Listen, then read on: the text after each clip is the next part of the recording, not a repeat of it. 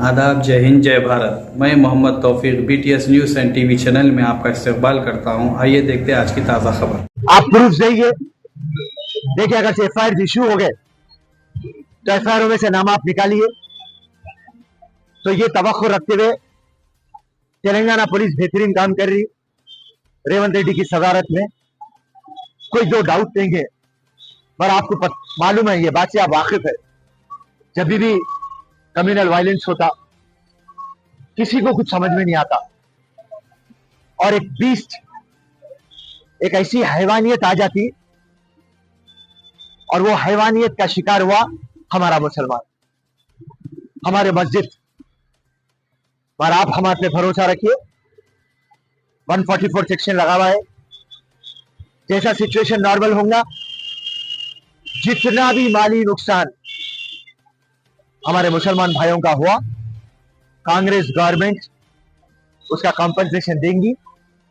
Collector के पास एक list बन रही, MRO, RDO, स्पेशल ऑफिसर्स पूरे वो काम पे लगे हुए हैं और आप हमारी गारंटी ले लीजिए, जो भी इसके अंदर इन्वॉल्व है वो जेल को जाएगा और अब तक जेल चले गया, और जो इन्वॉल्व नहीं है वो जेल को नहीं जाएगा।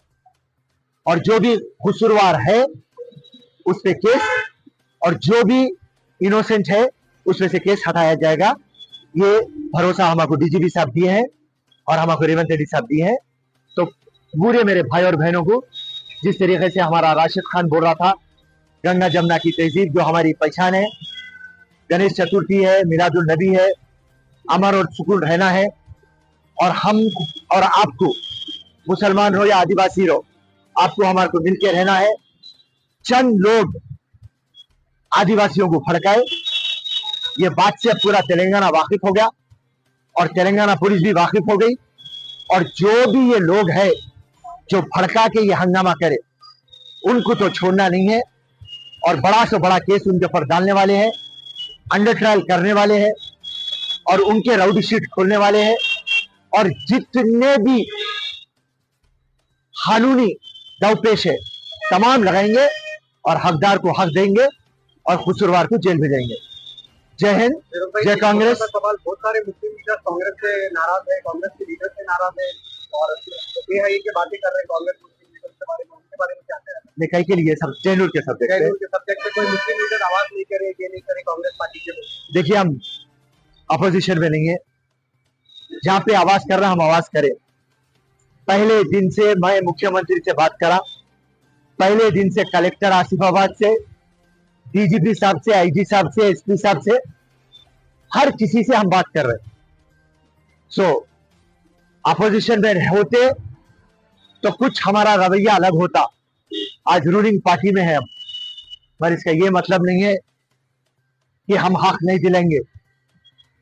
जैनूर के जो भी लोग हैं पूरों से मैं टच में हूं और यहां एक जिंदा गवाह है जो सामने है।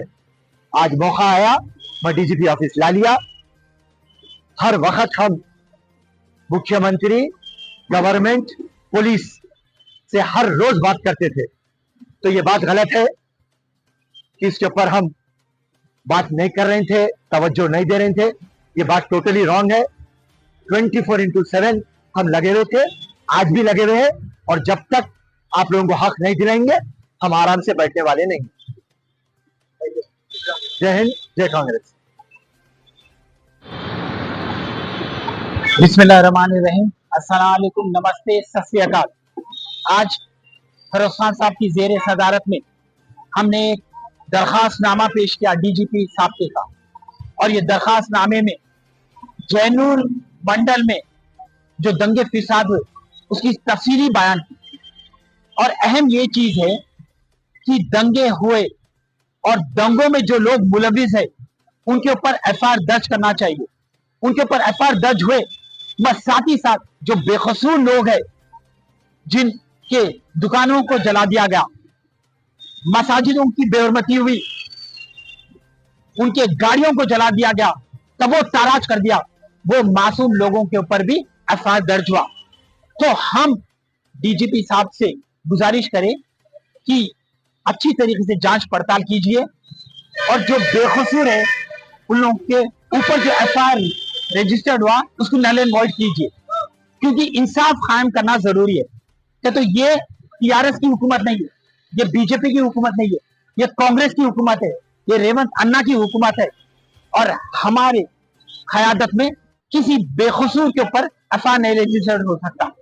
हम इंसाफ का मुतालबा करते हुए, इंसाफ की दुआई देते हुए यहाँ हम रुझे हुए DGP साहब, और DGP साहब ने हमको अच्छी तरीके से पैगाम दिया कि वो बेहतरीन तरीके से तहकीकात कर रहे, और जो बेकसूर लोग के ऊपर अगर से FIR रजिस्टर हुआ तो उसको नल एंड वॉइड करने वाले हैं। और याद रखिए कि आपके दिल में जितनी आग है, बेचैनी है, उतनी आग और बेचैनी हमारे दिलों में भी है। तो हमारे मसाजिदों के ऊपर हमला किया गया, हमारे कुरान मस्जिद की बेरुमती की गई, मेंबर रसूल के ऊपर हमला किया गया, गरीब मुसलमानों की दुकानों को जला दिया गया, घरों को जला दिया गया, गाड़ियों को जला दिया। ये जो तकलीफ है हमारे दिल में भी है, और कांग्रेस के कायदीन खामोश नहीं बैठने वाले। TRS की हुकूमत रहने दो, किसकी भी हुकूमत रहने दो, हम हक का मुतालबा तो करते आएंगे, हक की बात को बुलंद करते हुए आएंगे। और याद रखिए, हम आपको फिर तयकीद देते हैं कि कांग्रेस जमात सख्त खिलाफ है नफरत के बाजार से। हम नफरत के बाजार में मोहब्बत की दुकान खोलना चाह रहे। तो याद रखिए, आप सोचेंगे या गफलत के कोई शिकार हो जाएंगे आप कि नहीं कांग्रेस की क़यादत है तो कांग्रेस के जो मुस्लिम कायदीन है वो खामोश बैठेंगे, ऐसा नहीं है। हम हक का मुतालबा जरूर करते हुए आए थे, करते हुए आए हैं, और आगे मुस्तकबिल में भी करते रहेंगे। और हमारे पूरा भरोसा हमारी कांग्रेस गवर्नमेंट पे कि जो बेकसूर है उनको इंसाफ दिलाएंगे, जो कसूरवार है उनको सलाखों के पीछे भेजेंगे, अमन और सुकून कायम करेंगे। क्योंकि हमारा अहम मकसद है कि गंगा जमुना तहजीब को बरकरार रखना। गणेश चतुर्थी का माहौल है, अब इसके बाद मिलादुन नबी का माहौल है, तो हमारा फर्ज बनता हम यहाँ के मुकाबले गंगा जमुना तहजीब को बरकरार रखना है।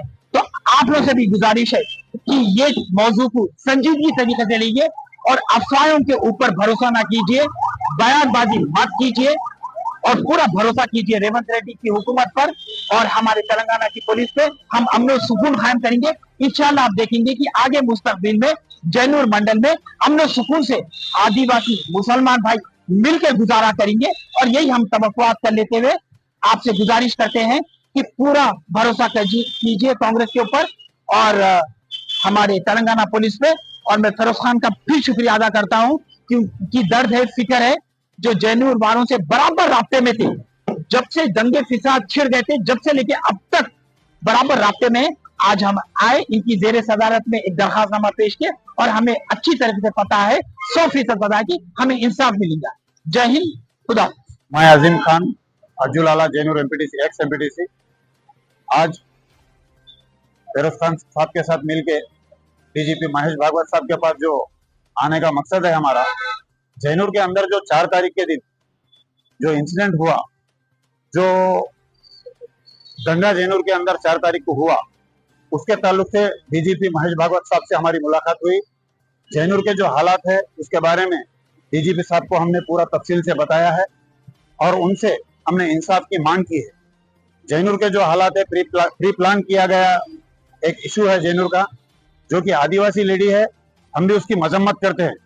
उसके साथ जो बुरा हुआ हमको भी वो तकलीफ है, लेकिन इसमें गांव के जो बेकसूर लोग हैं, जो बेकसूर आवाम है जैनूर की, उनके साथ जो नाइंसाफी हुई, जो आदिवासी लोगों को चढ़ाकर उनको यूज करते हुए दूसरे जो लोग हैं, जो भी दूसरे पार्टियों के लोग हैं, जो शरपसंद लोग हैं, वो लोगों ने ये प्री प्लान करके मार्केट बंद करा के इसके अंदर डीएसपी जो सदैया साहब है, एसपी है आसिफाबाद के, उनका भी हाथ है। उन्होंने एक दिन पहले जैनूर की मार्केट को बंद करने का ऐलान किया था। दूसरे दिन जब जैनूर मार्केट बंद हुई तो हमको किसी को मार्केट में आने की इजाजत नहीं थी। पूरी मार्केट पुलिस के अंडर में थी। जब पुलिस के अंडर में मार्केट थी तो पुलिस का ये फर्ज बनता था कि मार्केट की हिफाजत करे, हमारे मस्जिदों की हिफाजत करे, हमारे जो इबादत गाह है उसकी हिफाजत करे, हमारे घरों की हिफाजत करे। जैनूर के अंदर 3 तारीख के दिन पुलिस बंद बोलने के बाद 4 तारीख के दिन कुछ ऐसा हुआ कि पूरे लोगों को मार्केट से हमारे बाहर करके पुलिस साथ में रह के मार्केट को जलाया गया, मार्केट को लूटा गया, हर दुकानों को लूटा गया, मस्जिदों में बेहुरमती की गई, कुरान शरीफों की 4-5 मस्जिदों को जैनूर की जमा मस्जिद, बिलाल मस्जिद, उमर मस्जिद, मस्जिद फारूक, नूर मस्जिद, ये पूरे 4-5 मस्जिदों में अफरा तफरी की गई, बेहुरमती की गई। उसके बाद दूसरी बात, हमारे ही दुकान टूटे, हमारे ही दुकान जले, हमारे ही दुकान लूटे, हमारे ही घर टूटे, हम लोग लूट गए, हमारी इबादत गाह पूरी तहस नहस हो गई। उसके बाद हमारे ही नौजवानों पर केस करके जेल को भेजा जा रहा है। इसी के लिए महेश भागवत जी से मिलने के लिए हम लोग आए थे। जैनूर के हालात उनको पूरे तफसील से बताई गई। जो कि जैनूर के अंदर एक्यूज है कनका यादव राव, उसको आश्वासन दिया है डीजीपी साहब ने, उसको हमने अरेस्ट करके जेल को भेजा है। और हमको पुलिस के ऊपर, डीजीपी साहब के ऊपर, आईजी साहब के ऊपर पूरा भरोसा है, वो लोग हमारे साथ इंसाफ करेंगे। और यही इरादे से हम लोग आए थे। हम फिरोज खान साहब के काफी शुक्रगुजार है, हमारे रशीद खान साहब के काफी शुक्रगुजार है, जिन्होंने हमको यहाँ तक आने का मौका दिया, हमारे साथ आए। कौम का दर्द इनके अंदर है, जब तो इन्होंने हमको यहाँ लाकर 2 दिन यहाँ पर संभाल कर हमारे साथ आके हमारे दर्द को बयान किया। और हम उम्मीद करते हैं कि फिरोज खान साहब, रशीद खान साहब रेवंत रेड्डी साहब के कान पे यह बात डालेंगे और रेवंत रेड्डी साहब को साथ में लेकर जैनूर के पूरे जायजा हालात पूरा बताएंगे। और हमारे लोगों के साथ, हमारे दुकानों के साथ, मकानों के साथ, मस्जिद के साथ जो कुछ भी हुआ उसका हमको इंसाफ दिलाएंगे, ये हम उम्मीद करते हैं। खुदा